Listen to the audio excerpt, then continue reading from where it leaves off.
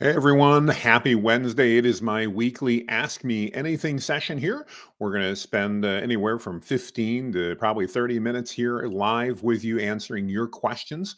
I encourage you, if you're paying attention and you are on the live stream, feel free to go ahead and put your questions in the chat. I'll be able to see those and answer those. If you're joining us on the replay, feel free to just send me any questions you may have, and I'll make sure that we address them in one of our upcoming Ask Me Anything. So really excited to be with you today. Tons of things on my mind about AI prompting this weekend specifically.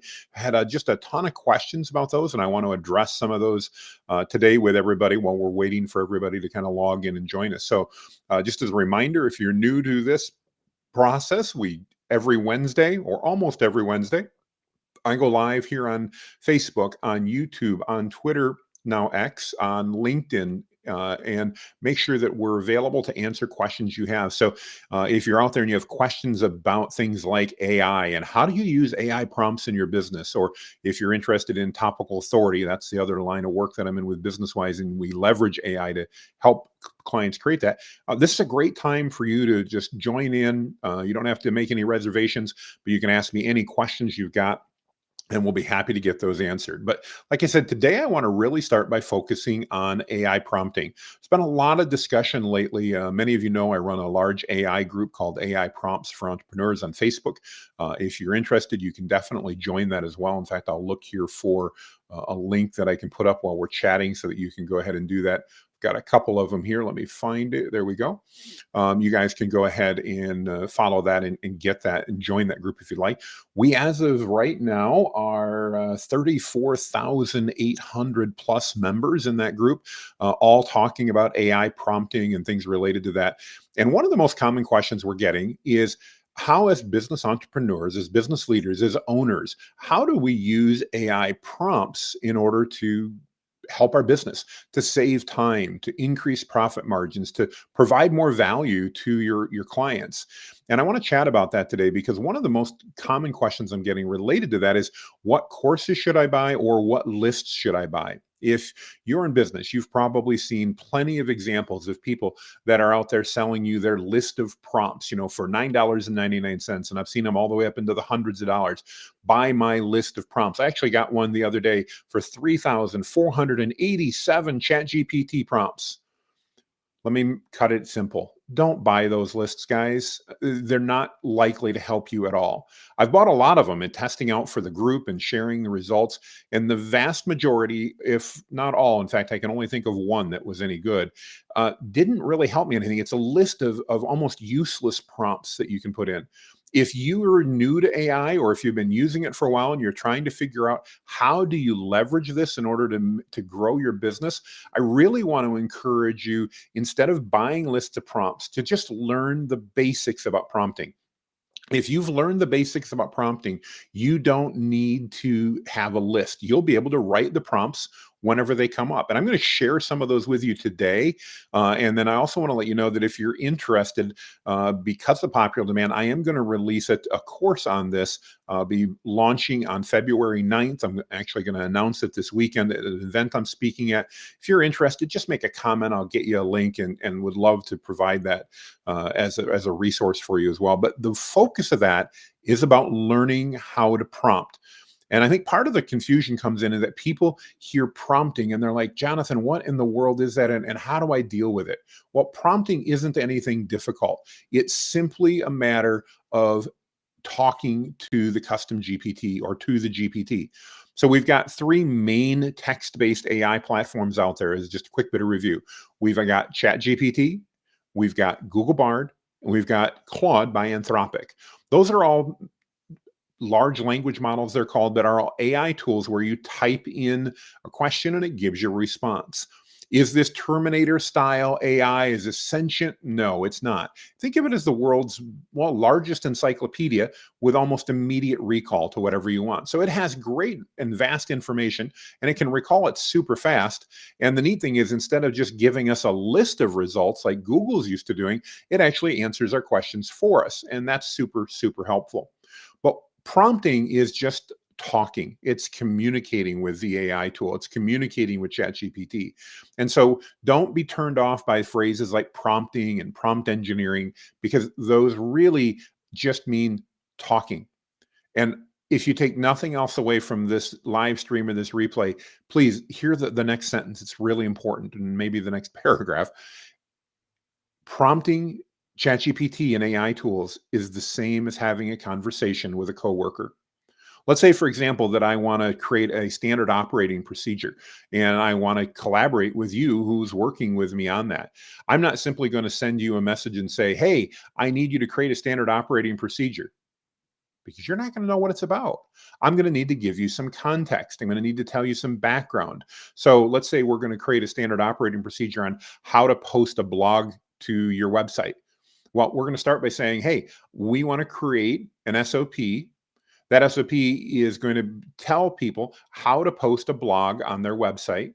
And the audience for this SOP, or who's going to read it, is as follows.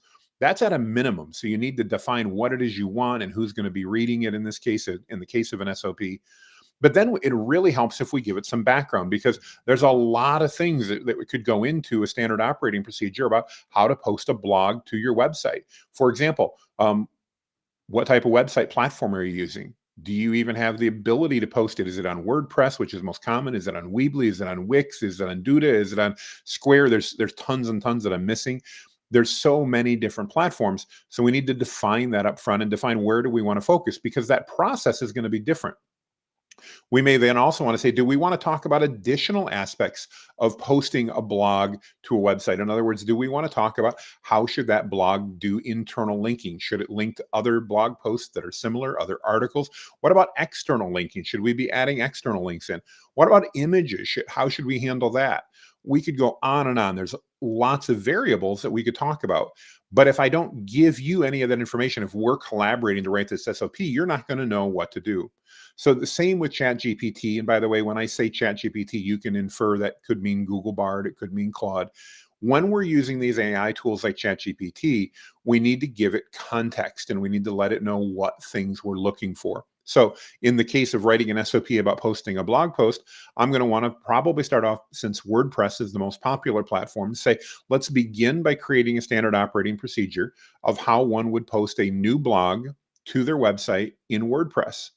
And then I would want to add, let's make sure we talk about featured images or an image in the blog and when that should be used and how that image should be uploaded, how it should be formatted, what types of things need to be done in order to help it rank for SEO.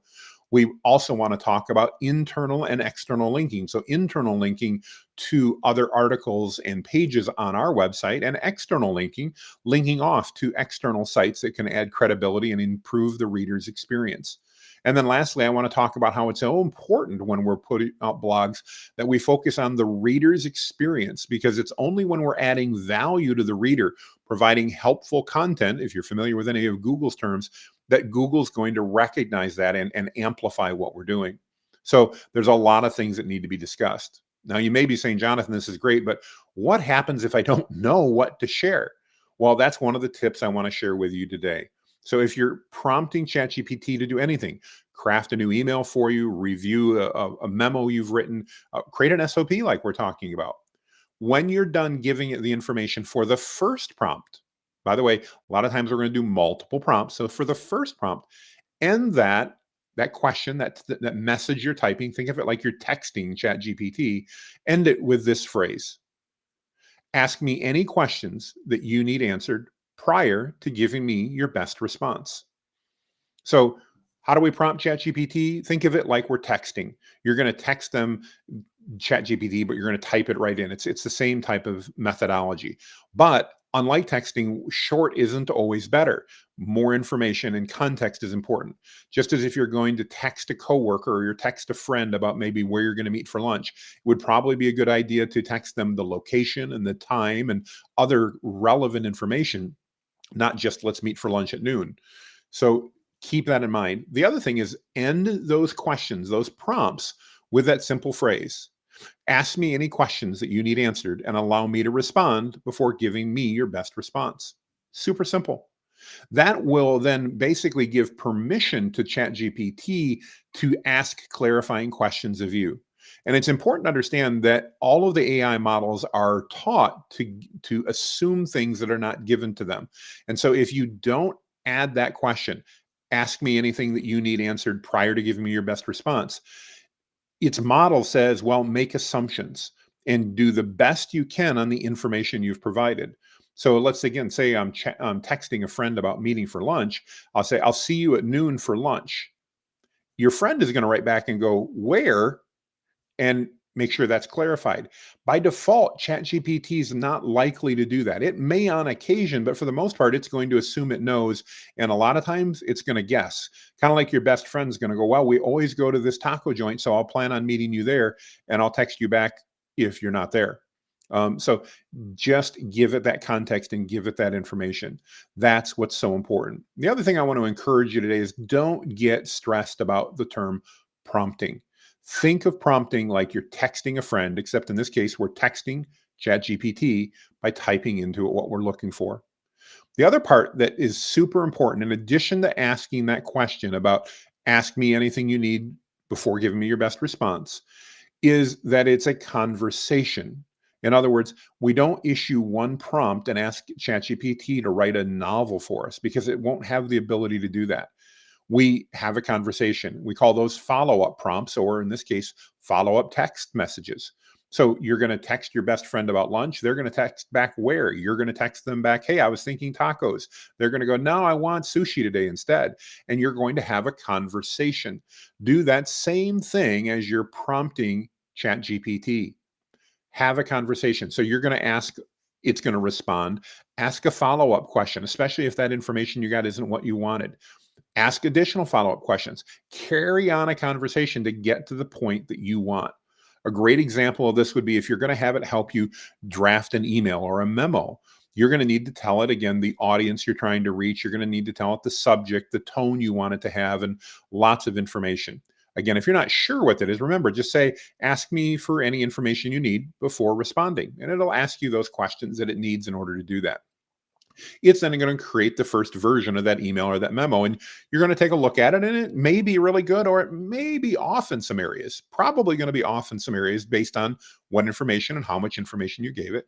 So now you can ask it to clarify. So for example, if it got the audience wrong because you forgot to mention that, you can say, oops, I forgot to tell you this memo is supposed to go out to this group of people. Please rewrite for me. And it will do that. Or maybe in your email, you forgot to put in the fact that you wanted to say, have a great day, and you wanted to be more conversational. Maybe it wrote it too formally. Then you can follow up and say, hey, that's great, but I really want a more conversational tone, a friendly tone, while still maintaining business professionalism. Please rewrite. And ChatGPT will do exactly that. It'll rewrite that content based on your new instructions. So keep that in mind. There's so much we could talk about, but for today, let's keep it simple. Remember, prompting is very similar to texting a friend, and you're going to send messages to ChatGPT much like you would. Remember to give context. You're not going to tell your friend to meet you at noon for lunch without telling them where. So make sure you're giving context when you're asking for feedback. Third point, remember when you're prompting, if you're not sure of what context to give it, ask. Say, please ask me any questions that you need answered before giving me your best response. That is an amazing tip that'll help you probably more than anything else. And then fourth, ask follow-up questions. In other words, when you get a response, if it's perfect, great. But if it's not, and it likely won't be perfect, then ask a follow-up questions. Just like you're having a conversation with a friend and they don't understand what you're saying, or maybe they made an assumption and they went off in a direction you weren't anticipating. You then bring it back by continuing that conversation, and you're going to do the same thing with ChatGPT to make that work for you. So hopefully that's value. There's 4 simple steps that you can take to make sure that you're communicating with AI more effectively. I'd love to talk about other issues. Let me take a look in the chat, see if we've got any new questions that have come in. Nothing at the moment, so we're good there. But keep in mind that you can utilize AI within your business to do so many things and to save you time. Saving time means saving you money. Saving you money means improving your margins, and that's always good. And with AI, you can also deliver more value to your clients by being able to provide better communication, maybe provide more value in what you're doing. So always keep that in mind as you're working through. With that, everybody, if you've got questions for next week's AMA, please go ahead and drop them down here in the list. I'll be happy to be doing that. Next week's will be from the road, as I'm going to be speaking in Dallas and then up in Branson talking about AI to people that really want to know about it. So I'll be on my way up to Branson. And if you've got questions, I'll be joining you from the road to answer those questions next week, Wednesday at 12 Eastern. Thanks. Make it a great day, everybody. God bless. Bye-bye.